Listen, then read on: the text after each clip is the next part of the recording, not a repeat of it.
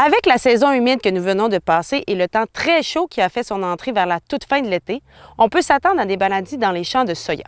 Certaines sont bien connues, comme la moisissure blanche, tandis que d'autres, bien qu'elles soient très répandues, restent méconnues. Aujourd'hui, nous allons nous pencher sur des maladies causées par des champignons, connus sous le nom de Phomopsis.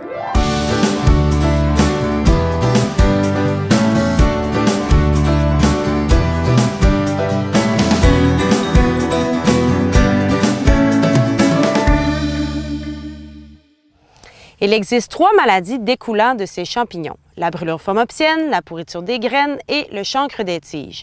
Toutes les parties d'un plant de soya peuvent être affectées lorsque les conditions de croissance sont favorables au développement de ces maladies. Tout d'abord, la brûlure phomopsienne se développera en début de saison sans toutefois démontrer de symptômes. C'est plutôt durant la phase de maturation que la maladie prolifère et engendre la mort du plant prématurément.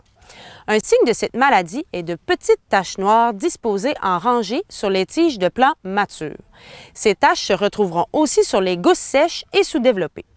Poursuivons avec la pourriture des graines. Les graines qui sont gravement infectées par cette maladie sont ratatinées, fissurées et peuvent être partiellement ou complètement couvertes d'une moisissure de couleur blanchâtre.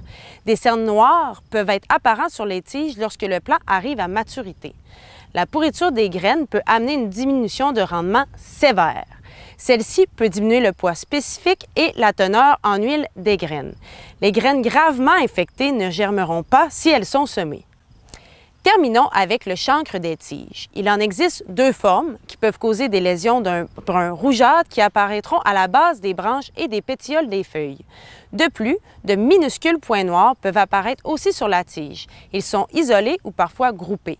Les gousses pourront potentiellement finir par avorter. Quelles sont les conditions favorables au développement de ces diverses maladies? Les champignons qui causent ces maladies hivernent dans les résidus de soya et les graines infectées. C'est au printemps que les spores seront libérés et projetés sur les plants de soya qui seront ensuite infectés lors de la croissance des tiges et des gousses.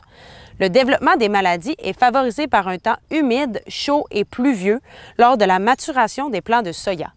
L'infection des gousses peut débuter à la floraison, mais l'infection des graines surviendra après le début de la maturation.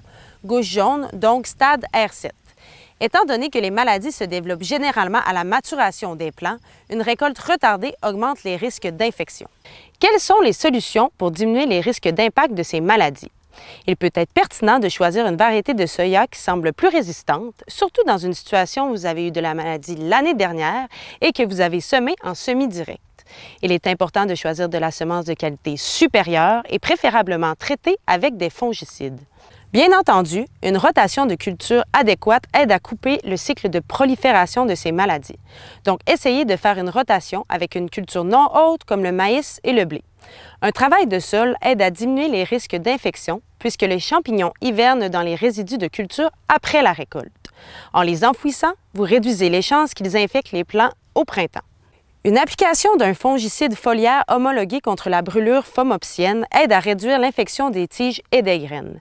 Le stade d'application optimal se trouve à être entre le début des premières gousses jusqu'au début des premières graines. Finalement, je vous conseille de récolter dès que les graines ont atteint une humidité entre 13 et 16 %. Je vous souhaite une bonne récolte. Visez plus haut!